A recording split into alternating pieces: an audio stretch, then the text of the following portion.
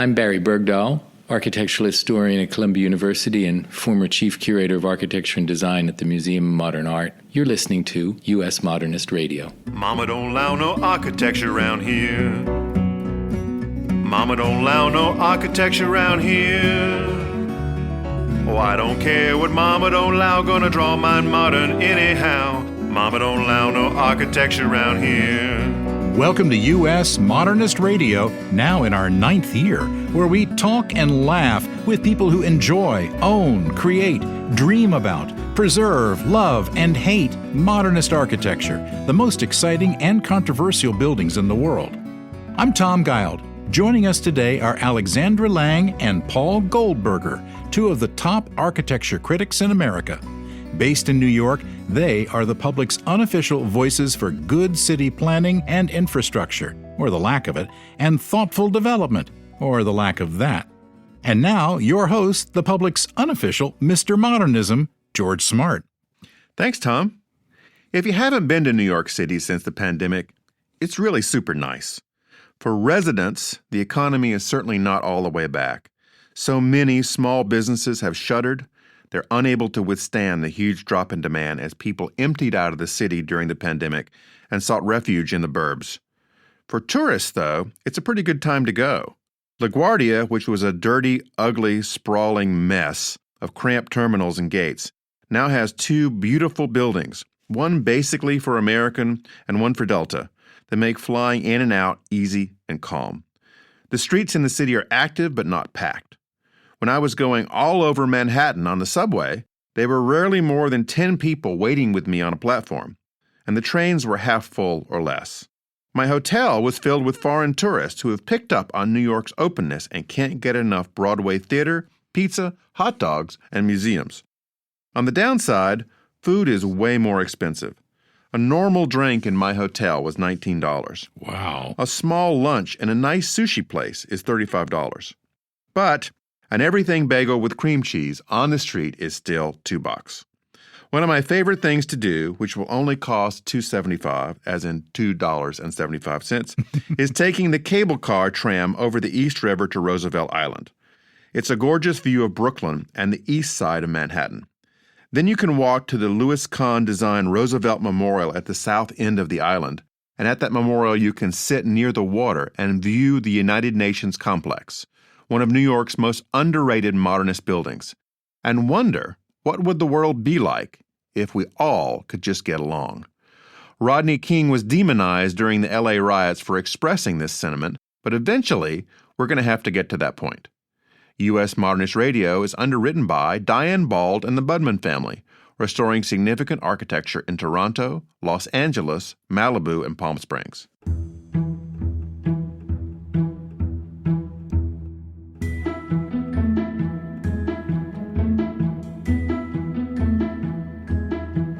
Alexandra Lange grew up in our neck of the woods, Durham, North Carolina, where her mother was a professor at the NC State School of Design. Alexandra is an award-winning architectural critic for Curbed.com and a graduate of NYU's Institute of Fine Arts. She's also a former Loeb Fellow in Harvard's Graduate School of Design. She is the author of Writing About Architecture, Mastering the Language of Buildings and Cities. It's a great primer on how to read and write architectural criticism, as well as the author of the ebook The .com City, Silicon Valley Urbanism, which looks at the physical spaces of Facebook, Google, and Apple. In 2021, Alexandra became editorial advisor to the podcast New Angle Voice, produced by the Beverly Willis Architecture Foundation. The podcast showcases the work of pioneering women of American architecture, and the first 5-episode season featured Julia Morgan, Natalie Dubois, Helen Fong, Norma Sklarek, and Florence Knoll. Alexandra co-wrote and co-produced Masters of Modern Design, The Art of the Japanese-American Experience, a 2019 KCET Artbound documentary on Japanese-American designers in the post-war era, which was based on one of her Curbed columns. Masters of Modern Design won a 2020 LA Area Emmy Award. She's been featured on NPR Weekend Edition and Marketplace, as well as Studio 360 and 99% Invisible. She's taught design criticism at New York University and the School of Visual Arts. Her most recent book is Meet Me by the Fountain, an inside history of the mall. She and George apparently hung out in the same malls when they were growing up, although at different times and not together, so not really at all. Here's George's interview, recorded in the Brooklyn Public Library with Alexandra Lange. Alexandra, you and I have talked now for about 10 years and just met moments ago. As you do. And I was thrilled to learn in reading your book, Meet Me at the Fountain, that you and I grew up at the same malls. Oh, yeah? Yeah. You also went to Northgate and South Square? Northgate and South Square and Crabtree Valley and North Hills and a number of those places that you mentioned in the book. That's so great. I mean, in the intro to my book, I talk about growing up in Durham, North Carolina, which a lot of people didn't know about me. And it's brought all the other people that grew up in Durham, went to school in Durham, have been through the triangle out of the woodwork. So that's been a fun aspect of promoting this book, just to understand like where other people are from and where they've been and which malls they've been to. Well, when I was growing up, like Crabtree Valley Mall, for instance, Yeah. the phrase "meet me at the fountain" was what everyone used because Crabtree Valley had this big metal fountain that they built in the early 70s that they later tore down. And I thought that our mall was the only one with a fountain in America, but there are all these kind of mall trends that came and went that you talk about in the book. Yeah, I mean, that's one of the things that I struggled with in writing the book because there's so many malls and everyone wants to know, did you talk about my mall? And of course, at one point there were 1,500 malls in the U.S. There's no way I could talk about everyone's mall. But there are patterns to malls. Malls were a commercial architecture, so there's some architectural pinnacles, but there's just a lot of copycat because they were produced at an astonishing rate. So yeah, in the 1970s, having a big, beautiful fountain with plants all around it was the locus of the mall. And so the title to my book, my editor actually came up with it after reading my text because he realized that I talked about so many fountains and he wanted it to have that very casual kind of like come along on this journey with me feeling. And yeah, I mean, it's just something that everybody has said at one point in their life. When malls got started, they weren't enclosed, right? They were more like kind of outdoor strip shopping centers that were all put together, and then they got enclosed later? Yes. Well, in the business, a mall is always enclosed, Okay. and a shopping center is the outdoor version. Okay. So in the 1950s, the great mall innovator Victor Gruen first created Northland outside Detroit, which was a shopping center because it had big department store, J.L. Hudson's, and it had shops and bars around it, and then these landscaped plazas between those. So that was really the first kind of modern design, really integrated suburban shopping center. And then 2 years later, in Edina, Minnesota, he creates Southdale, which has a roof on it, but is essentially the same plan. So that Southdale is considered the first indoor mall. First indoor mall, okay. Yeah. And it had to be indoors in Edina Minnesota, because yeah. it's Minnesota. And that's really how he sold it to the Dayton family, who still owned Target, because the ads for Southdale all said 365 shopping days a year, because there were many months in Minnesota where you would not be shopping because you didn't want to go out in a snowstorm. Was the architecture a factor in these malls? Because when I think of malls, I don't really think of exceptional architecture. Did anybody try to do some really unique modern architecture with their malls? Well, I would say in the early years, yes. I mean, both Northland and Southdale had some very nice modern features, not especially elaborate, but kind of, stripped down, Lincoln Center-esque modernism. And Roosevelt Field, which was a shopping center that opened on Long Island in 1954, was designed by I.M. Pei and has a very Misesian look. Like, it's as if the IIT campus was actually a mall. Oh, really? Yeah. So there are a lot of beautiful examples, but the owners of the malls soon found that nice exterior architecture didn't really pay. So they could make them the big, blank, dumb boxes that we are more familiar with and just slap a big department store logo on the side and make exactly the same amount of money. So they went with that. It's interesting how malls started taking on features. It wasn't just the stores anymore. For instance, I can recall when movie theaters started moving into malls as a way of bringing all the shoppers in, right? Yeah.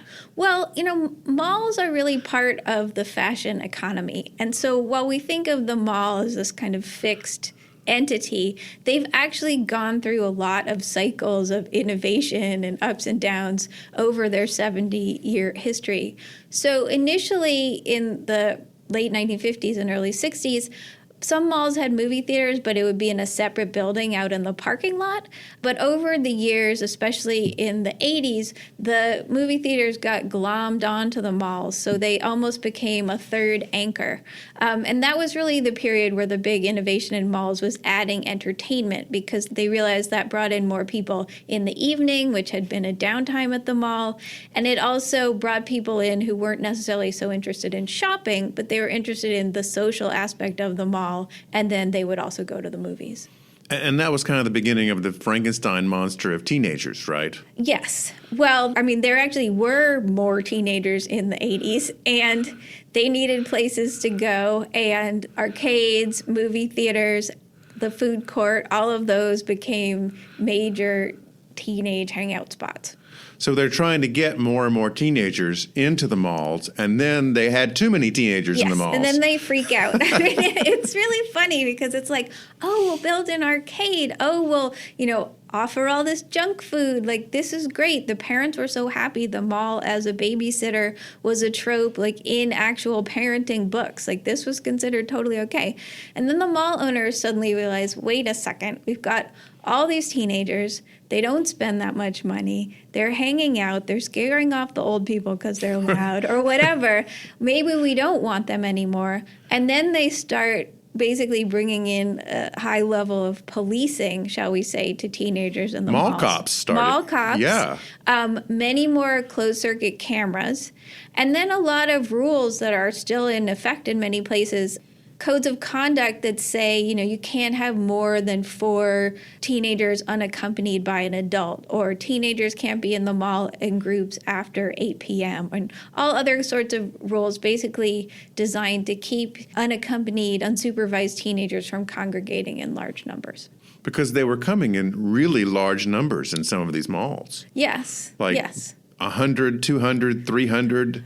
Well, I don't know about that. There were definitely some bad incidents, but I think by and large it was an overreaction to not wanting young people who didn't behave quite the way mall owners expected people to behave, and didn't have the funds that mall owners wished their customers would have in the mall. Now, another group that hung out in the mall were the mall walkers. Yes. When did that trend start up? That is also a trend that started in the 80s and really took off, partially because a lot of public health organizations realized that mall walking was good not only for the physical health of older people, but good for their social health. It became really a place where older people could get out of their houses, make friends, like have a social life, all based around, again, this dead time at the mall. For mall walkers, malls will often open their doors at 8 or 9 a.m. before the stores are even open. And so groups of people will do their walk, and then at 10 when the stores open, they'll get coffee, they'll do a little shopping. So there's never really been any negative blowback about mall walkers. It's true, though, during the pandemic, I read some newspaper letters sections, and there were many people kind of begging the mall to open for the mall walkers during the pandemic because they felt it was such a loss in their day-to-day life to not have that opportunity. Well, I know in some malls, they did put a lot of rules on the mall walkers. They had to register and, provide proof of ID and all of this for just walking around the mall. It doesn't really make any sense because mall walkers are actually very low impact. As I said, they were mostly doing their thing before anyone else would be in the mall. Maybe they had to, step around somebody cleaning in the morning or something like that. But really, it doesn't seem like it should bother anybody. A lot of the media has pointed out over the last 20 years about Amazon and the demise of the mall. Yeah. Do you see that being a major factor, or whether just other things going on that had people want to shop elsewhere?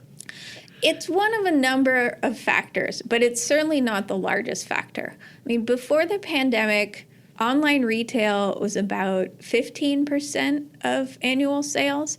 And during the pandemic, it went up to about 35% of sales. But that number is already coming down. Like, I've seen some recent reports where it's already back down to, say, 20% of retail sales. So it's clear that people were shopping more online, but they didn't love it. And I think there were a lot of stories about people just becoming incredibly frustrated with the packaging, with the sizing, just all of these things that you don't have to deal with if you go to a store, try things on, and buy them on the spot.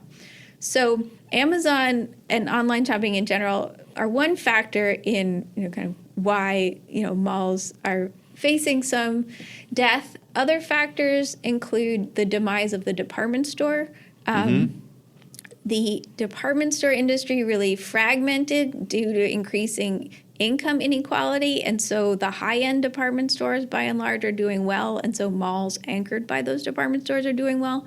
But the lower-end department stores like Sears or JCPenney went into bankruptcy because the customers that used to shop there would now shop at a Walmart or a Burlington Coat Factory or a Target, which tend to be big-box stores in their own separate shopping plazas. So that kind of middle-class market for the department store really disappeared. I've been to the Mall of America, and I've been to the mall in Dubai. Okay. And I can't say that either of them, for me, was a particularly pleasant experience to have this mall on steroids. But for, quite a few years, there was this competition to have the biggest mall all around the world.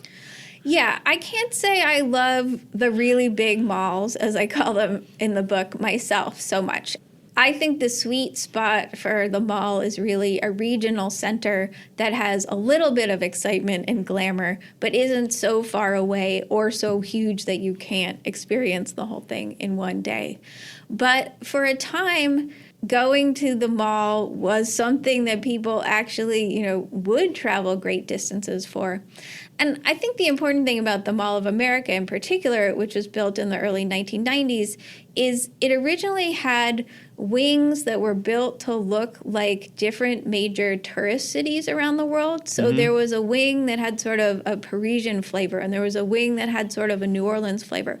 So I think about it being a time when people had less disposable income, when airplane flight prices were higher. So people felt like they could go to the Mall of America and sort of get 4 for 1. Like they could see these sights, eat these foods, get all of this culture in one place that was a domestic flight away. And that seemed like a bargain at the time. I think now... Like going to Epcot. Right, right. I mean, I think now people are like, well, I can just go to Paris. So why would I go to fake Paris? But we have to remember that that just wasn't always true and wasn't always possible for a lot of people. Or there are some people that would have found real Paris to be kind of a scary proposition, whereas something Parisian in Florida or in Minnesota seemed more doable and yet also still cultural. What's the most unusual setup you found? Like, for instance, in Copenhagen, Bjarke Ingels has done incinerator plant and ski slope. Yeah. Are there any interesting hybrids here in America like that? In the U.S., not so much. So John Jurdy is the architect behind the Mall of America, and his firm, Jurdy, is still a major player in the commercial and retail sector. And if you go to their website, you can see that they're actually doing much more interesting things abroad. I think the American mall market is pretty conservative. Yeah. And so there are malls that they've done in other places that have like an aquarium on the top or have an entirely green roof or are based around, rather than malls in in the U.S. tend to have like a strip of plants down the middle.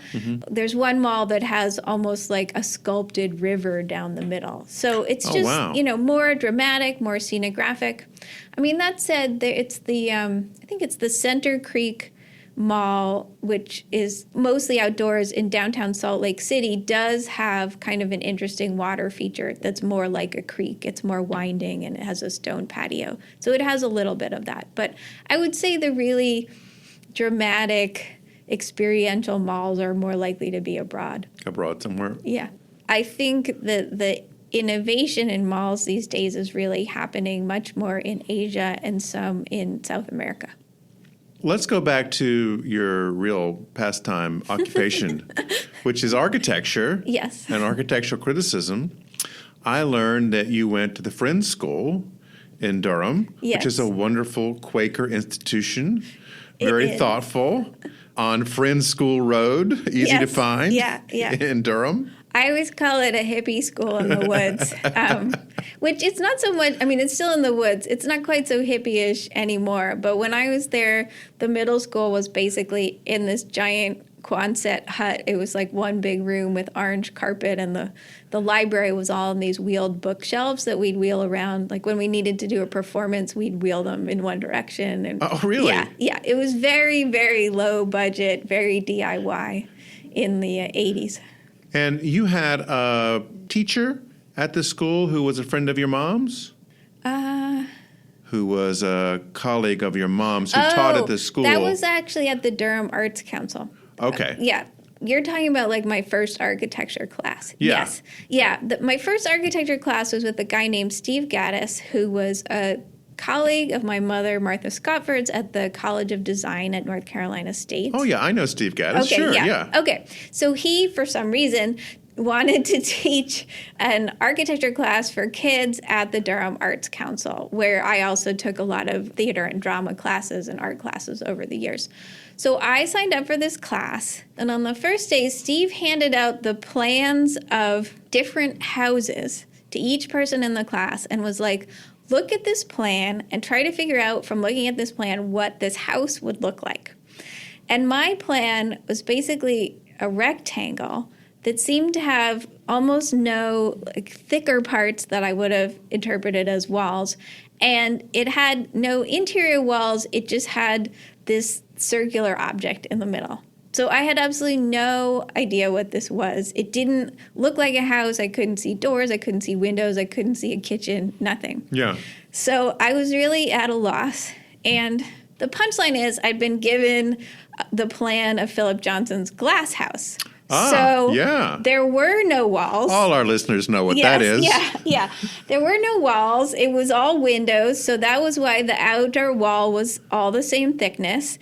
And the circular object is the stack that has the chimney and the bathroom is in it, which is, the only walls in the house. Everything else in the glass house is just divided by furniture and room dividers. So I was completely perplexed, but I was also thankfully intrigued by the idea that this could also be a house. I mean, that was the lesson he was trying to teach us. Don't assume that a house is always going to be just like your, boring house in Durham, North Carolina. There are a lot of other ways to make a house. So at this moment, did you say to yourself, oh, I want to be an architect, or, oh, I want to write about architecture, or was there any light bulb that went off? There wasn't a light bulb, but I definitely enjoyed the class. And I think it was great that I was exposed to such a class with, a professional architect as teacher when I was in 8th grade. So I was, 12. So I think it's important to have that early exposure. I guess then I continued to be interested in architecture through high school. My mother actually gave me a book of Ada Louise Huxtable's writing, so I knew that architecture criticism existed even in high school. And I decided to go to college at Yale, which has an undergraduate architecture major, which is, somewhat rare, partially because I wanted to be able to do studio classes as an undergrad and explore that. Right. You could take classes at Yale without being a major, right, too? You could take them as electives? Yeah, you could. Okay. And it's a BA, though. It's not the professional degree because it's only a 4-year degree. So okay. I ended up getting a BA in architecture and literature. because I was a giant nerd, so I had to double major. We're all giant nerds, Yeah, exactly. Alexandra. So. I know. My kids are just always like, well, you and Daddy were giant nerds, blah, blah, blah. And we're like, okay, fine. And you come from a long line of giant nerds. I mean, your dad was provost of Duke University, and your mom was a professor of graphic design at NC State? Yes. So, yeah, it's legitimate lineage. Yes, it is. It is. And I always like to point out, because it is kind of unusual, my mother was a graphic designer and a historian at NC State. Her parents actually both went to Pratt, her father in graphic design and her mother in product design. So I am a third generation design person, shall we say. Oh, that's great. Yeah. That's great. Yeah. Now, as you look out on the built environment of New York, a question I want to ask you is, how do you deal with a building that's just bad? It's just not good. It's not going to be loved in 20 years when the public comes around to it. Do you write about that bad building, or do you just kind of ignore it and try to focus on the ones that are doing something useful? Well, it kind of depends what sort of a bad building it is. There was actually just a piece published in the journal N+1 about how New York has become so ugly. And I read it and I agreed with it. But in my mind, I immediately said, okay, yes, New York has a lot of ugly buildings. But I can choose to dwell on that and be upset about that, or I can choose to dwell on the good buildings that are being built, the beautiful parks that have been built, like all the other things. I mean, like, no built environment is 100% great. Some cities have better percentages than others. But I think part of being an aesthetic person and part of being a critic is knowing that you can't like dwell in the ugly for too long, because it's just going to make you kind of bitter and sad. So I guess I would say I would write about an ugly building that had an important public purpose or was in a prominent location or that people had spent way too much money on. Now I'm thinking of, Hudson Yards and the Vessel, which deserve, every negative review that they have gotten from me and from other people. But if somebody builds an ugly 8-unit housing development on my street or in my neighborhood, I'm not really going to write about that. Yeah. Now, you write almost exclusively about public projects. Yes. Do you have any private projects in the future? Like, do you ever think about single-family homes in different places? Because they're in a lot of the magazines that people read. I mean, I actually think about single-family homes a lot, and I feel like I've kind of, in a sideways way, like written about living spaces. I just bought new rugs for my own house, so I think about it a lot. The issue for me in writing about homes is that unless they're historic homes, it can a lot of times just seem like you're picking on other people's taste. And as somebody who is like a third generation design person, and as somebody who's lucky enough to own their own home and be married to an architect, I just don't always feel like... You're married to an architect too? I am married to an architect too, yeah. I feel like it would be very easy for anything I say to basically come across as like a snobby ad hominem attack on other people's taste. Yeah. What does interest me, and I would like to write about houses sometime, but I'd really like to write about how they work, kind of about flow and practicality rather than the aesthetics, because I think aesthetics are really personal, and it's really easy to end up seeming like you're attacking a person if you start writing too much about their choice to have an open kitchen or their choice to buy a gray sofa. In your hometown in Durham and Raleigh, there are these interesting 5- and 6-story buildings that are 6 stories because that's the height at which you don't have to get a variance. Yeah. And they're all tan and gray and nondescript, and they have these faux balconies that are maybe 1.5 feet wide, so you can't even put a chair out there. And they're growing up like kudzu everywhere. They're supremely unattractive, but they seem to be selling like hotcakes. Does that happen in New York as well and other places that you've seen? That does happen in New York. And that is something that other people have written about those 5-over-1s. And those can be written about because that is a national phenomenon that is economically driven to be kind of the cheapest possible multifamily non-variant housing that is also acceptable in most communities because there's retail on the ground floor, because it's brown and gray, so it fits with the dominant kind of like aesthetic of the area, except it really fits with no aesthetic.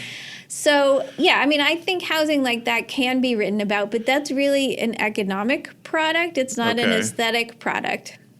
And that's why it all looks the same, even though it's being designed by different architects everywhere, because it's driven by zoning and economic factors. Like, nobody really is caring how it looks. They're just caring how quickly they can add units. Don't people get upset that they can't put a chair out on their own balcony? You know, I guess what I've learned over the years is that some people don't get upset because they don't necessarily have the spatial imagination to imagine something differently. And a lot of people really like new things. Like, newness is really a factor for them more than anything else. Like, the idea of a fresh new home, like they're the first person to use the kitchen, they're the first person to use the bathroom. And so some of the, kind of finer points of materials and space and detailing, they really don't see. And I mean, and that's fine. Like, there are lots of things that I don't notice. So you have to know what kind of person you are and what is going to bother you and what is not going to bother you. What is the next trend that you see in architecture nationally? What's coming next down the pike? Well, I think this is already happening, but I think we're going to be seeing a lot more like high-rise timber frame structures. Oh, yeah, that is big now. Yeah. And the interesting thing about those is I think one has a tendency to think, okay, like, it's timber frame, it's going to somehow be woodsy, like there's going to be somewhat of a different, maybe more like rough-hewn or hand-hewn aesthetic to that. But really, there's no need for that to be true. So it's always interesting to me when I'm looking at these timber frame buildings, mass timber buildings is probably more properly what I should be calling them, whether they have tried in some way to make the mass timber structure visible or to kind of comment on it with the exterior cladding or the interior finishes, even though you can make a mass timber building look exactly the same as a steel frame building. Like, so, sure. Yeah, it's just kind of, I find it funny because it's like, is it important to the owner or the developer to be seen as ecological or futuristic? And if so, they're more likely to have wood cladding or to expose the timber frame in the lobby or something like that. But they really don't have to. That's purely an aesthetic choice. Are these mostly wood buildings going to have features like you see in airports, in these glue laminated giant beams that support the roof, or is it just more, putting all the 2x4s and 12s together and building a building? I think usually the internal frame is another form of glue lam and that kind of, assembled lumber. But whether or not to have that kind of exposed soaring space is, again, just dependent on the program, how much column-free space the client needs, et cetera, et cetera. Yeah. So, no, a lot of them are going to be completely ordinary looking. You have been involved with research and speaking on panels and things about women in architecture. Women for a long time have been the dominant population in architecture schools, and it's really sort of coming about on its own now, but it hasn't really quite reached the point at which there's parity, would you say? No, absolutely not. So what's left to do? I am hopeful that the ongoing unionization effort in architecture, which I wholeheartedly support, is going to address many of the problems that women face in trying to rise in the profession. Because a unionized workplace should have a set parental leave policy, should have set working hours, should have set times when they look at salaries across the firm and when they decide, who should be promoted. So regularizing a lot of those things, which honestly, like most architecture firms do in a haphazard way, should go a long way towards solving many of the problems that women in architecture have faced for years and years, which is just like, it's hard to move up. It's hard to, kind of move up along the design track. It's difficult to continue in your profession, like when you want to have kids. I also think that more millennial and Gen Z fathers want to be more involved with child rearing, so they too will be pushing for better parental leave policies and better hours. So I'm hopeful, but it's certainly taken a lot longer than I ever would have thought to even achieve, kind of the percentages of women long-term in architecture that we have today. You've talked to and visited a lot of architecture firms where the norm is to work these crazy hours. Yeah. The same kind of lifestyle they did at school when they were in studio. Have you seen some firms that have kind of figured out how to avoid that and still get the work done? I don't have a great example of that, like, to hand, because I haven't been reporting on this recently kind of because of the pandemic. Everything was in crisis. So I don't know, which firm in the U.S. has the best hours nowadays. I do know from my own experience as a creative person that working more hours does not bring the best results. And I think it's really like such a holdover from the old school, architecture school days. And also in a way, I think a holdover from when architecture was much more hand labor intensive. Mm-hmm. I mean, even when I was in school at Yale, so this is the early 90s, we were still doing hand drawing. And now almost everything is on the computer. And the idea that the computer wouldn't have reduced the hours required to do the same drawing work that you used to have by hand is absurd. So why didn't we change our idea about how long architecture takes when we changed the tools that we were using to make it? We're supposed to be lying on the beach because the computer saved us so much time. The 4-day work week. The 4-day work week is absolutely where we should be attempting to head. And architecture firms are way, way off from that. Well, this has been really fun. Do you ever get back to Durham? I do. Not so often, but let's see. When was I last there? Last year around Christmas, so like a year ago. Okay. Yeah. Well, you'll have to come by and have a drink on our porch. I would love to do that. Thank you, Alexandra. Sure, thank you. That was George chatting with New York-based architectural critic Alexandra Lange. Paul Goldberger is a Pulitzer Prize-winning journalist and educator who was the architecture critic for the New York Times and later the New Yorker magazine. A New Jersey native, Paul studied art history at Yale before settling in New York, where he serves as the Joseph Urban Chair in Design and Architecture at the New School. He's the author of a number of books on architecture, baseball, and Frank Gehry. He is advisor on matters of architecture and design to institutions including the Morgan Library in New York, the Corcoran Gallery of Art in Washington, D.C., the Carnegie Science Center in Pittsburgh, the New York Public Library, the Glenstone Foundation, and Cornell and Harvard universities. His latest book is DUMBO, The Making of a New York Neighborhood. He has been awarded honorary doctorates by the Pratt Institute, the University of Miami, Kenyon College, the College of Creative Studies, and the New York School of Interior Design. Paul was one of our first guests on U.S. Modernist Radio way back in 2015, and it's great to have him back. Here's George's conversation, recorded in New York, with Paul Goldberger. In the Nutley High School Annual, it says, "A pleasant good morning is a sure sign that Paul is in a good mood. The editor of the Maroon and Gray, he would like to become an architecture critic in the New York Times." That was in your high school yearbook, Paul. How did you find that? I'd like to know.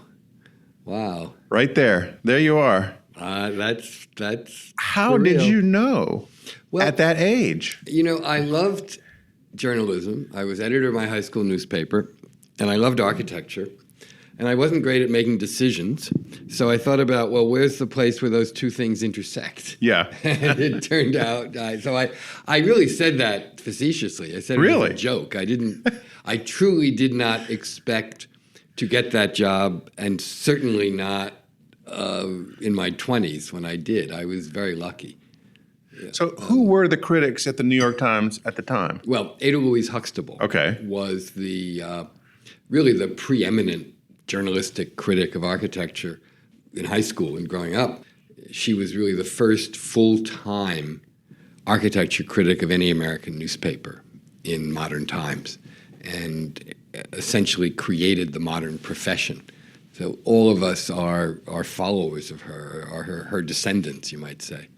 Did you read her in high school, or did you just have that as an abstract goal you spun out? I read her some. It was more of an abstract goal. Yeah. It was more, as I said, just sort of thinking, well, I like journalism and I like architecture, and if I had that job, I wouldn't have to make up my mind which of the two of them I wanted to be in.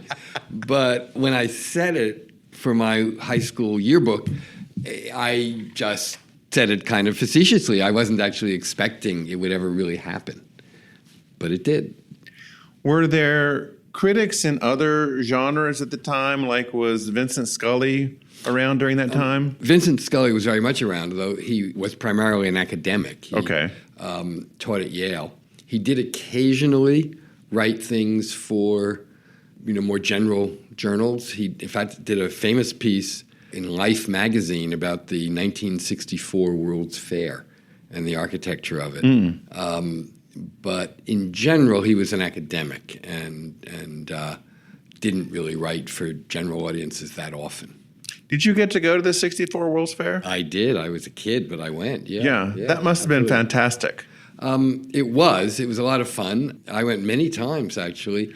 I don't know that it was fantastic from an architectural standpoint, but it was just fun. Well, to be a kid. But to be a kid, yeah, of course. Exactly, yeah. That whole idea of, being in the future, really. I remember seeing the very first push-button touch-tone telephones. Oh, yeah, right. Yeah. They were just coming onto the scene. And they also had this kind of experimental picture phone in which you could actually see the person you were talking to. And how many decades did it take them to get that? Right, exactly. Well, until it eventually, just became part of everybody's iPhone. Yeah, right. But that was, generations later. And we were supposed to have flying cars, too, as I recall. We were, and I'm grateful that we don't, actually. We were also supposed to have, remember, it was from the previous World's Fair in 1939 that General Motors did its great, what they called the Futurama, which was this vision of a future America with towers and freeways and all these cars zipping along continually. Never, of course, a traffic jam. Never anything else. It was this vision of this pure and perfect world in which technology would save us all and the automobile would save us all. Didn't quite turn out that way. Like the Jetsons, I guess. Very much like the Jetsons, yes. Although cooler looking, actually, even, because it was designed by Norman Belgetti's, that 1939 one, the Futurama, and who was a great designer, actually, and it actually is an important vision of design from just before World War II. Wrong, but important, nevertheless. Yeah. So you got out of high school, you went to college. So what came next? Was it the architecture or the journalism? The journalism, really. I did a lot of journalism in college. A little of it about architecture, but not much. Most of it was other stuff. But then I was able to I had done a couple of things as a freelancer for the New York Times while I was a student. Yeah. And that ultimately led me to the opportunity to do a piece on Robert Venturi and Denise Scott Brown, who at that point, this is the early 70s, were not particularly known to the public, but they were the people who were most talked about among architects or architecture students. Was this around the Leaving Las Vegas time? Yes, okay. yeah. Learning from Las Vegas. Learning from Las Vegas. Not leaving, learning from Las Vegas. That's the movie. Right. The movie is Leaving Las Vegas. They wanted to go to Las Vegas. It was Learning from Las Vegas. Okay. And I was able to write a piece about them for the Times Sunday magazine, which was very exciting. And that was really my beginning as an architecture writer. And I remember thinking at that time, this is kind of cool and maybe I really want to do mostly this, but I wasn't sure enough. I was actually quite undecided about what I wanted to do. I applied for a fellowship to study architectural history in Cambridge, England. Okay. At Clare College, Cambridge. I didn't get it. I was named runner-up, but I didn't get it. And I've always felt the luckiest thing that has ever happened to me was that I was passed over for that fellowship. Because the other option I had was an offer of a job at the New York Times. Not to write about architecture, but just to come in at a junior level as a kind of editorial assistant on the New York Times Sunday magazine. And I thought, well, it'll be fun to be in New York for a year or two, and I can think about what I want to do afterwards, and do I want to go to architecture school, which I was still toying with, or do I want to become an academic and write about the history of architecture and so forth, or do I want to stay in journalism? And so I came to New York. I took that job. I loved being in New York. I loved working. I did not miss academia. I quickly put aside thoughts of getting a PhD, and instead I found myself doing a lot of freelance pieces on architecture just to keep myself engaged with that. And remember, these were the days when there were lots of outlets. You know, I mean, there were lots of print outlets. There were many print outlets, many magazines, lots of places. Architecture Forum was still going. Yeah, that's exactly right. And I wrote a couple of things for Architecture Forum in those years. And there was Architecture Record, of course, is still there, but there was a lot of stuff. Digest before they went celebrity. Right. Right. Architectural Digest used to do a lot of interesting stuff and really push some of the really important architects as well. Art News even did a lot of architecture stuff. So there were a lot of opportunities. But I was also working this other job at the Times, and I also did a couple of things for the Times itself. So I wasn't really consciously intending to build a reputation, but I guess I began to become known. I mean, there weren't all that many people in the field. It's not a big field. And I had been at the Times for a couple of years, not that long. And then Ada Louise Huxtable, who we spoke about a moment ago, the sort of eminent critic who had essentially invented this field, was appointed to the editorial board of the New York Times, which meant she was one of the elite group of people who would write editorials. She did not want to do that full time. She wanted to continue to write about architecture, but knew she would not have time to do as much as she had. And so they were looking for a junior person to work under her who could also write about architecture. And kind of there I was. You know, timing is everything. I was at the paper in a different job. But they knew me, and they knew I worked hard, and that I was, you know, a diligent, hardworking kid, which is all I was at that point. And they also knew I knew a little bit about architecture because I'd done a bunch of these other pieces already.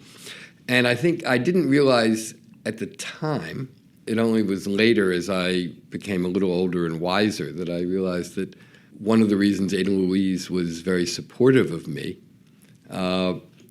it was not my amazing talent so much as the fact that I was a young person without a reputation and not a big threat to her as the preeminent person. It was, as I said, not a big field, but there were a couple of people around, and any of the more established ones might have been more of a rival to her. I was young and relatively unknown, and more clearly not the top banana, but a junior person. And I say that not critically. I mean, it was human nature, I think. And in fact, over the years, we became very close friends and enjoyed working together. But I think I was lucky enough to have had just the right amount of experience, enough so that they felt they were not taking too insane and crazy a leap with me. At the same time, not so much experience that I was a big name who might in some way threaten her preeminence as the chief architecture poobah of the paper. Right. And a sort of Hedda Hopper situation. Right. So we worked together for years as colleagues and enjoyed each other's company a lot. I mean, I learned, of course, a tremendous amount from her. But we also just enjoy gossiping about architecture and the world. I remember she said at one point, she said, "It's so much fun to have you here because until now there was nobody else anywhere at the paper I could share architecture gossip with." Well, while you weren't top banana, you started to gain some cred here on this lead up to the Pulitzer Prize for criticism. Right. So what were you writing about that the Pulitzer Committee took note of? That was in 1984, and the Pulitzer Prize for criticism is slightly different from some of the other Pulitzers in that it's given more in recognition of a body of work than a single piece. Certain Pulitzers are given for specific articles. The prize that they call Distinguished Criticism is generally for a body of work. I think that because technically it is supposed to be for things in the past year. The Times had submitted, half a dozen things that I had written during the prior year. I know one of them was about the evolution of Houston, as I recall, actually.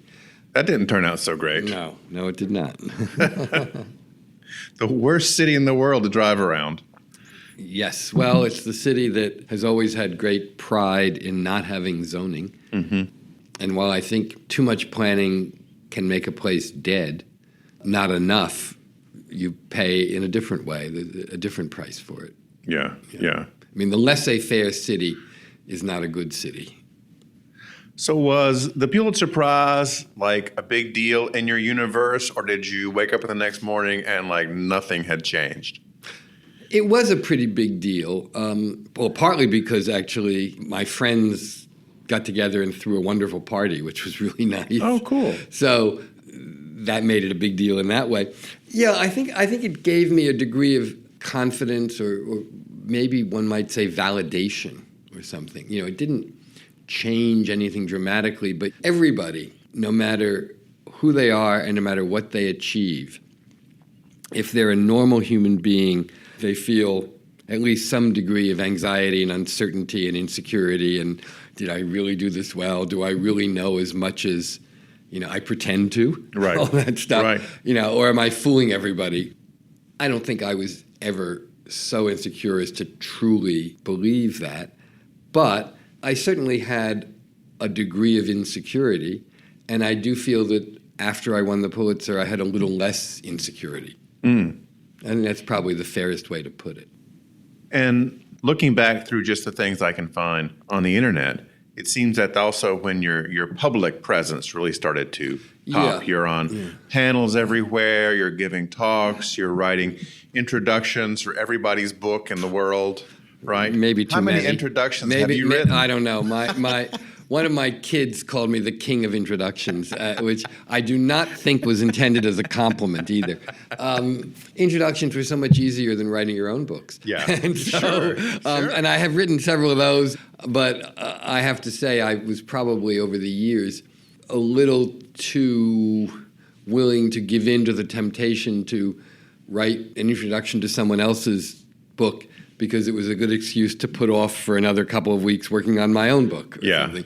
But I think the other reason that maybe I was more visible in the 80s was in the early 80s, after we had overlapped for less than a decade, actually, Ada Louise received one of the very first MacArthur Prizes, the MacArthur Genius Fellowships, Grants, the Genius Grants.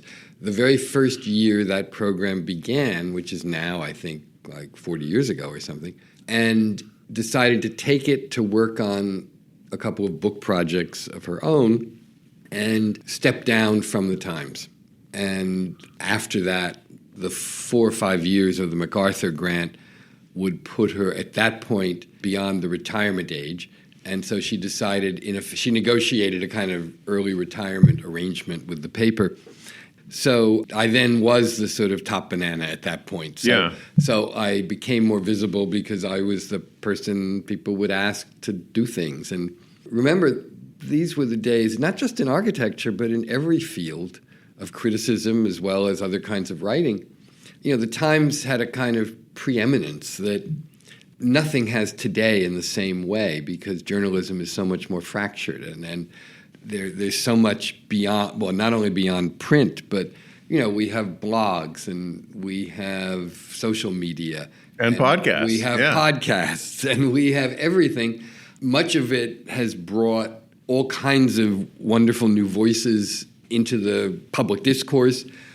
But at the same time, it has cut into the kind of, you might say almost the hegemony, the preeminence of a few once nearly all-powerful voices, of which the Times was probably the most powerful, actually. Mm-hmm. While the Times happily is still, a healthy and strong newspaper, and it's managed more than many to survive the transition into the digital economy better than most. And it's profitable, which is great, but it doesn't have that sense that it's the only game in town, sort of, that it once did.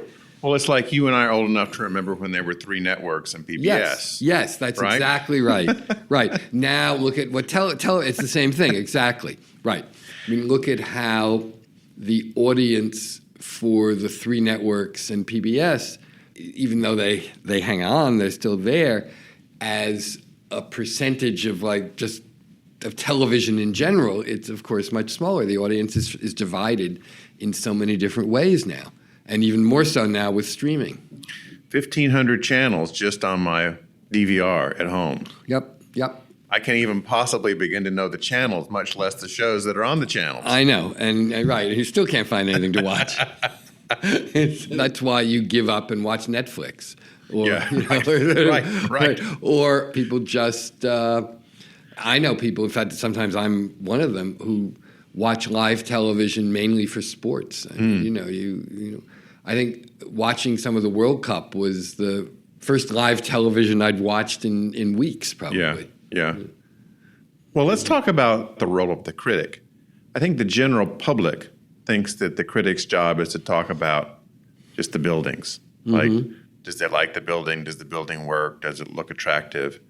But in looking back through a lot of your columns and Ada Louise Huxtable's and many people, it goes all over the place. I mean, you're talking about neighborhoods, you're talking about urban planning, you're talking about transportation, you're talking about affordability. I mean, it's not just buildings that get into the criticism that you're putting together, right? Absolutely. I mean, you can't look at a building in a vacuum. A building doesn't exist in a vacuum. For me, the amazing thing about architecture is that it's kind of about everything, you could say. Architecture is about everything. It is an art. It's not an art, but it's not only an art. Yeah. And so to evaluate a building only as an aesthetic object is to miss an enormous part of what it is and what it means and how it impacts on society and how it's used by people and how it impacts on a neighborhood and how it is itself affected by its surroundings, all those things. I mean, a building is a social entity, a political entity, an economic entity, a physical entity, all of those things, as well as an aesthetic object. And I think a critic needs to be willing and able and interested in evaluating a building from all of those different standpoints, not one or the other, but all of them. Now, different aspects have different significance in different circumstances, of course. I mean, some buildings are transcendent aesthetically, and ultimately their great value as aesthetic objects overrides all other considerations. Others are less so, and I think, but are much more important as social objects. For example, one can imagine a housing complex, an affordable housing complex, that may work very well, even if it's not an aesthetic masterpiece. Right. And it would be a terrible failure to evaluate it only on the basis of what it looks like and not how people who live in it experience it. Doesn't mean that the other factors don't matter somewhat, but I would say the relative weight one gives to different factors in a building varies a lot depending on the circumstances of the building, the particulars of it. I know when I talk with a lot of architecture firms, they want somebody like you to mention their building in a very praising way and some kind of thing. Sure. So I guess my question is, you certainly run across some bad buildings, like really awful buildings. Do you talk about those, or is it kind of like we do in the South? We just don't say anything and hope it passes. How do you decide about whether or not to talk about a bad building? Well, that's a really good question. When I was at the Times, where there always seemed to be, certainly in my day, I think this is not felt any longer, but in my day, there was an obligation to try to cover as much as you possibly could. And so I would often do bad buildings because I think there's stuff to learn from in bad buildings. It's not merely a matter of telling the world how bad this is and kind of jumping up and down on a poor bloodied carcass of an architect. Right. In fact, the impact of architecture criticism is not easily measured anyway. It used to be back in the heyday that we've been talking about, if the theater critic of the New York Times didn't like a Broadway play, it would probably close. Right. You see movies about that. Right. Now, but nobody ever tore down a building because the critic didn't like it. So you're dealing much more with kind of education, helping to build an interested and engaged and visually literate audience, and hopefully just teaching people about the world they live in and what they're looking at as they pass by, and about, in fact, the reality that any building has meaning not just for those people who use it and go into it all the time, but some degree of meaning for people who just pass it on the street all the time. Yeah. So I felt I'm often writing for those people, or was in the days that I was doing that. And sometimes those buildings aren't good, and it's important to talk about how and why, Now, there were also sometimes, and when I moved to the New Yorker and I was writing less frequently, it became more important to make careful selections about what I wrote about and what the reason was, and maybe a little harder then to justify writing a negative piece, although I did do plenty of them, but not as many, probably, because you if you're only writing, let's say a piece a month rather than one or two a week. There's a lot to cover of really good things. And you don't want to write a negative piece about something that ultimately isn't that important. But if there's a broader point to be made from it, if it's a lesson about something. I remember one very negative piece I wrote in the New Yorker, which was about a really bad condo by a prominent architect in Lower Manhattan. And it was really almost more an essay on the way architecture is increasingly being marketed now. And the name of the architect is part of what is selling it. Exactly. And is that good or not? And what is the impact of it? And sometimes architects make terrible compromises to do that. And is it worth it? And so that was one point. I remember another negative piece from the New Yorker days about a hotel in Times Square that I thought was just particularly garish and vulgar, which to say something is garish and vulgar in Times Square is a big step. And I remember the headline they put on it was, "Is this the ugliest building in New York?" And so that was almost a kind of rumination on what in this day and age actually constitutes ugliness and vulgarity in a building. And so there would always be, with a negative piece, a kind of reason for doing it, some broader lesson that building would teach. But I will say also, looking back, there's not much I regret. I feel pretty good about most of what I wrote in those years. I think, though, probably I wish I'd done a few more negative pieces, because I sometimes think I have had a willingness to give a little too much credence to good intentions. Yeah. And the reality is, most architecture has good intentions. Sure. No architect is going to say, I'm going to design a horrible, ugly building that everyone's going to hate. There's usually a positive intention and a sort of rationale. And I sometimes wish I had been stronger. No, not stronger, because I was often very strong. I wish I more frequently had taken on situations in which the intentions were good, but the result really mediocre. Well, I have a question about those intentions. So let's say you have a building site. Yeah. It's just the land. Mm-hmm. And the architect has been hired by some wealthy development company to do a project. How do you really determine, from your point of view, whether to do what 90% of architecture education says, which is make it fit its place and sort of adapt, or to take the Tom Main route and have it turn into a giant corkscrew, in the middle? How do you know which way to go in those situations? Well, almost all the time, the right way is to pick up on the context in one way or another, which does not mean literally replicating it. Yeah. But there are ways to respond and show your understanding of it, let's say, without directly imitating it.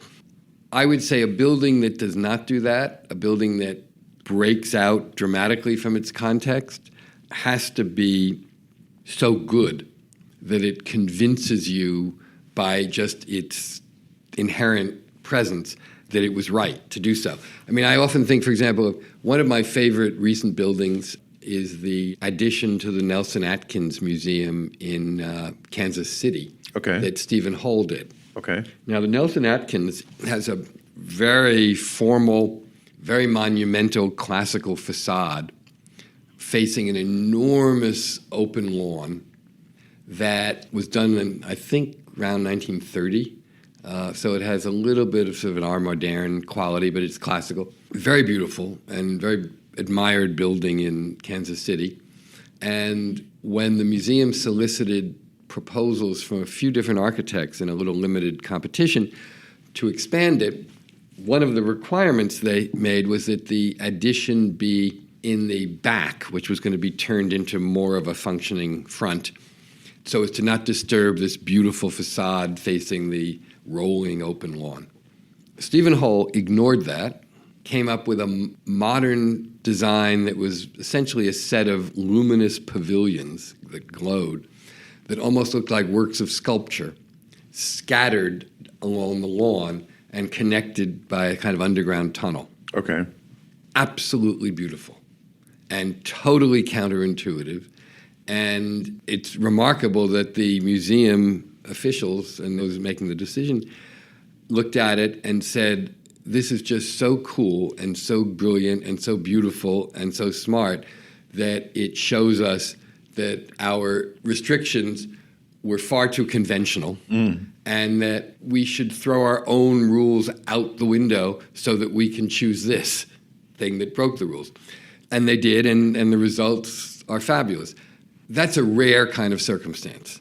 And I think you need that to be able to sort of break away.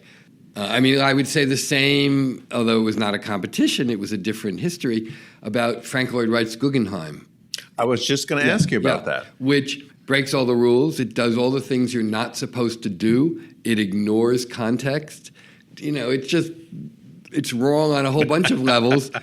But it's absolutely brilliant, and therefore it's completely right. Yeah. And how wonderful, how lucky we are that that exception to the rules was permitted. But that doesn't mean anything goes, because anything goes is a recipe for disaster. And, lesser architects than Frank Lloyd Wright would have made a mess of that site without restrictions. Wright would have not been able to work within restrictions, but gave us something extraordinary that is one of the great buildings of the 20th century. Well, let's talk about architecture in general. In our library of all the magazines we've collected, which I've skimmed through most of them, it seems like about every 10 to 15 years, architecture, the AIA, has this existential crisis where they get upset that the public doesn't understand what they do. They don't understand what an architect does. Right. They don't like architects particularly. They don't respect them. They're not very well understood. And they have a lot of meetings about this and committees. And it seems like no matter whether it's 1950 or 1970 or 1985, the answer they always come to is we've got to elevate the public's understanding. Right. And it never works. Well, elevating the public's understanding is something both you and I have been trying to do most of our lives, and I would only hope that we've had some impact on it, even if we haven't fully resolved the problem. I mean, you're right. People are very interested in architecture. They care about what the world they live in looks like, but they do not seem to understand it fully enough.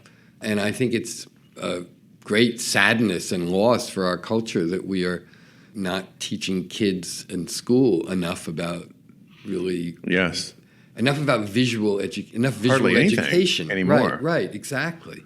And they don't learn about what buildings feel like and how they come into being.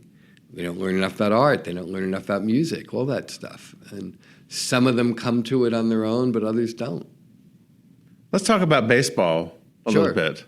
That's a favorite of yours. It is a favorite of mine, absolutely. You wrote a book about that? I wrote a book about ballparks and the way their history is intertwined with the history of the American city. Yeah, it's called Ballpark Baseball in the American City. Yeah. And you've written a book on Frank Gehry. Yes, I've also done that, yeah. So would Frank Gehry be on your all-star team of players? Yes, he would be, absolutely, yeah. So what was Frank's departure from architecture? Because he definitely went in a different direction than many of his colleagues at the time. Yeah. Well, he started out trying to make aesthetically meaningful, powerful buildings out of cheap materials. I remember his telling me that he was very, very struck by once seeing a whole suburban tract housing development somewhere in Southern California that was in the middle of construction, and there were blocks of houses that had their 2x4 wooden frames built, but nothing else. And he looked at it and said, you know, this looks so much better than it ever will when it's finished. It's actually quite beautiful, but it will not be beautiful when it's done. And were there things that could be taken from it that could actually go more directly into architecture? And so he started using plywood and exposed 2x4s and corrugated metal and things like that, and chain link fence, and trying to kind of make art out of that. And remember that he also was, in the 60s, very much part of a developing and important LA art scene. Ed Ruscha. Ed Ruscha was crowd. part of that. John Baldessari, Larry Bell, Peter Alexander, Ed Moses, a lot of interesting people. And he was close to all of them. Ken Price, another one. And he was the only architect who was kind of part of that crowd. And he hung out with those guys, not with other architects early in his career. And that influenced him a tremendous amount. As his career went on, he became less wedded to those cheap materials, but very sculptural, let's say, in his intent and desires, and started playing with form in fascinating, important new ways. Yeah. And a lot of metals. And of course, Bilbao, the Guggenheim Museum in Bilbao, Spain, was done mainly in titanium, an amazing material that he crafted into something, breathtakingly beautiful. Really startling. I've gotten to visit the Guggenheim in Bilbao just almost by accident. I found myself in Bilbao. I was like, hey, there's a Frank Gehry museum here. Let's go see it. Yes. Right? Well, that building has had a huge impact, not just on his career, but on architecture in general. Every city wants to have. Right. It's called the Bilbao effect, right? That's what people have been calling it, because it had such a transformative effect on the economy of the city. Although, in truth, the museum succeeded because it was part of a much larger tactical renewal of the city over many years. And they did a new airport. They built a transit system which Norman Foster designed. They have a couple of Calatrava bridges. They did a lot. The museum is kind of the capstone almost. It didn't do it single-handedly, but it did push it forward and put Bilbao on the world stage in a way that it hadn't been before. And now it's you may be unusual if you went there almost by accident, because people do go to Bilbao specifically I was to on see a it. cruise, and our port was rained out. Okay. And so they said, we're diverting to Bilbao. That's how I got there. Okay, right. Well, you were lucky then. Yes.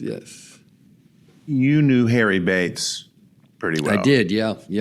I'll Wonderful. confess to our audience that Harry Bates dated my mother Oh, my. in the 50s Wow. in Raleigh, North Carolina. Wow. I'm guessing unsuccessfully because Harry was gay, but back then Yes. you couldn't be out Right. at all Right. in this scenario. I think that's correct, yes. And I got to talk with and interview Harry at his beautiful little jewel box house in Fernandina Beach, Florida. Oh, so relatively recently then. About 5 years ago. Yeah, because he finished that maybe 10 years ago or something. Yeah. I think the best small house I've ever walked into. Yeah, I would love to see that. I've never seen it. It was just charming. Tell our audience about Harry. Harry Bates was an amazing man. He was born in the South, and you just said, and began his career in Raleigh. At NC State. Right. Studied at NC State, then began his career in Raleigh, and then moved to New York to work for Skidmore, Owings & Merrill, and was a committed firm modernist who learned a lot at Skidmore and worked on some key buildings in the late 50s, like Chase Manhattan Plaza, for example. Yeah. And then, while he was there, he had enough. I guess he came to know a bunch of people. He maybe came to terms with the fact that he was gay, began to spend some time on Fire Island. Yeah. And then he got a couple of commissions to do casual little beach houses and started doing more and more of them to the point where he didn't need his job at Skidmore, Owings & Merrill anymore, and he'd learned a lot. Probably wasn't going to learn much more if he stayed for more years, and decided he would go off on his own and did that and started doing more and more wonderful houses in Fire Island and then out in eastern Long Island in the Hamptons, where he ended his career. But what made him, I think, particularly interesting to me is that he formed relatively late in life this remarkable partnership with an architect much, much younger, Paul Massey. 45 years or so. There was 45 years difference between them. Paul Massey was in his late 20s. I think he'd worked for Richard Meyer at one point and had a summer job in Harry's office. Harry was... This is kind of like you and Ada Louise Huxtable, isn't it? Maybe in some ways. I don't Yeah. know. But Harry was... It's interesting. In another sense, it's different, though, in that Harry was toying with retiring. We were in that period when modernism was, let's just say, in eclipse. And I think those wonderful post-war modern houses were not as appreciated as they are now. People were starting to build big, elaborate shingled houses, again, in a way that briefly in the 80s seemed fresh because we hadn't seen that in a long time, but quickly became more of a plague than a benefit. But people were not banging down Harry's door with jobs because it was clear he did only one kind of house. And he was toying with retiring altogether, but he and Paul Massey met. They really liked each other. They worked well together. And after a while, they fell into an actual partnership, and it gave Harry a whole new lease on life. And he had essentially a second career. They called the firm Bates Massey.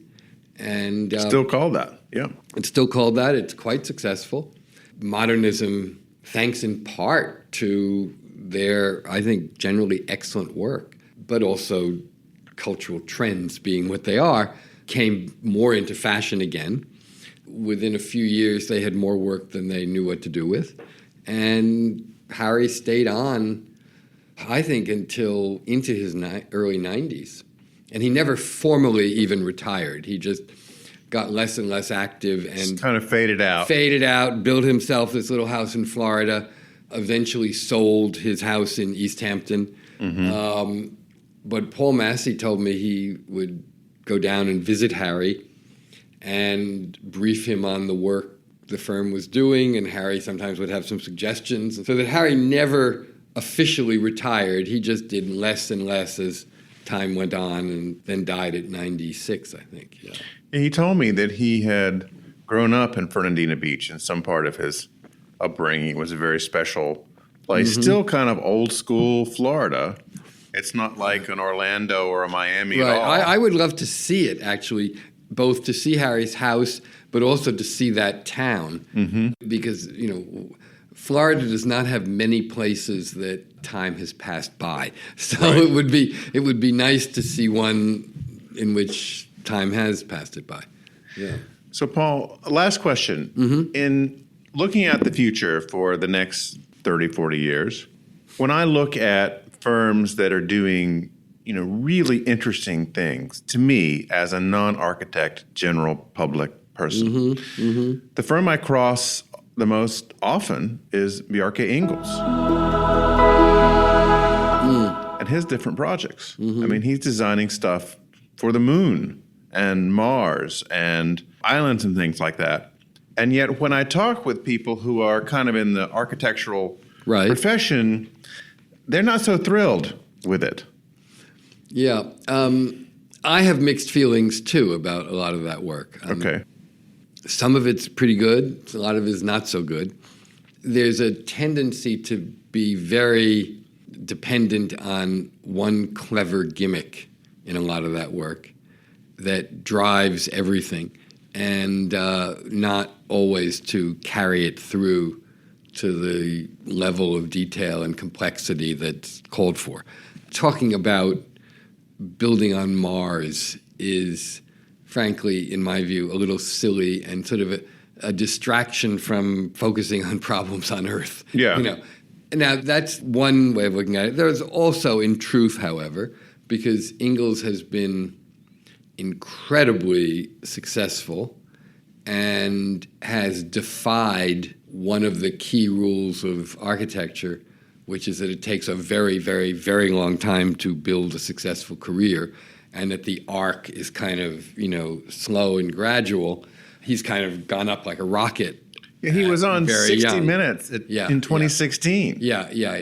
I mean, he has made himself famous, but often by doing things that, are easy to summarize in some cool descriptive phrase, but may or may not be good buildings. Now, having said that, I will say that some of his stuff I like, and I think the project he did in New York that's actually just a block or two from where you and I are recording Via 57? Via 57, yeah, was for New York, where we have for a long time had a lot of trouble buying into new models for housing, and where the pressure for real estate profit is so intense, and there's so little willingness to just do something fresh that breaks out of the mold. I welcome the way that building is so different and visually exciting, and got people thinking about how you don't really have to make every single thing a glass box, just like you didn't once have to make every single thing a white brick box and so forth. But, not all of his work is always as fully, fully thought through as perhaps it should be. And even with that building, which I'm very, very glad is there, because it was a very important moment for New York when that building happened. At the same time, however, because everything is all about this wild, wonderful, and exciting pyramidal shape, a lot of the apartments are actually somewhat awkward and not great, because they all kind of got squeezed in. And to produce all this and still make the developer's budget, a lot of things get sacrificed. Yeah. So I think that's the reason. But, there's also some factor of just jealousy from other architects who wish they had his degree of success, I suppose, and public attention. Yeah, all over the world, really. Yes. I mean, he very quickly made himself one of the most famous architects in the world. There was a woman named Barbara Diamonstein-Spielvogel? Barbara Lee Diamonstein-Spielvogel. Yeah. Yes. What was she all about? She is still around. She was a landmarks commissioner many years ago in New York. She was very engaged in historic preservation, but also ran many panels and symposia on both art and architecture, and became a sort of quasi-public figure in New York, actually. She did all these video interviews Yes. in the Yes. super early days. Yes, she did. Some of them are really important archival material. She got almost everybody to talk to her. And I think most of that stuff is actually in North Carolina at Duke. At Duke. Yes. And a lot on YouTube still. Good. It's just amazing to watch, say, Charlie Gwathmey Yes. talk to Barbara Lee Yes. Diamonstein-Spielvogel, Yeah, and right. then go on Charlie Rose and talk about things from that perspective. Yes. We've been doing a series of interviews called Children of Genius, Ah. where we talk to the kids of the architects about how it is to Oh, grow up wow. That's fantastic. in the actually. families, and that's been a lot of fun. I would love to. I should really catch some of those, yeah. Charlie Gwathmey, by the way, as you probably know, is a native of North Carolina, too. Oh, yeah. Yeah. I guess it was his uncle was an architect in Charlotte, and he grew up there, and his uncle did a number of the banking buildings, okay. early banking buildings down there.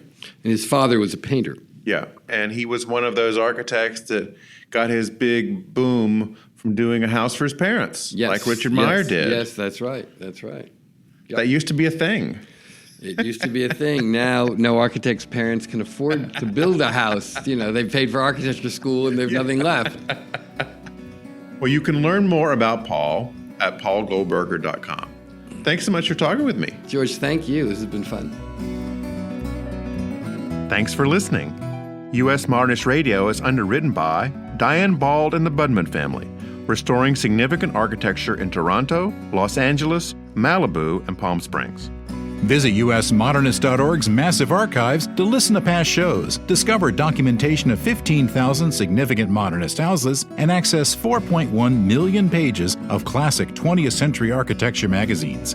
U.S. Modernist Radio is produced by Soundtracks Recording Studios in Raleigh, North Carolina. Our theme song was performed by George Smart and Robinson Earl. Kelly Policelli did guest research. U.S. Modernist Radio is a production of Modernist Archive Incorporated, a nonprofit educational archive for the documentation, preservation, and promotion of modernist residential design. I'm Tom Guild. George and I'll be back next week with another exciting episode recorded poolside at the U.S. Modernist Compound in Palm Springs during Modernism Week.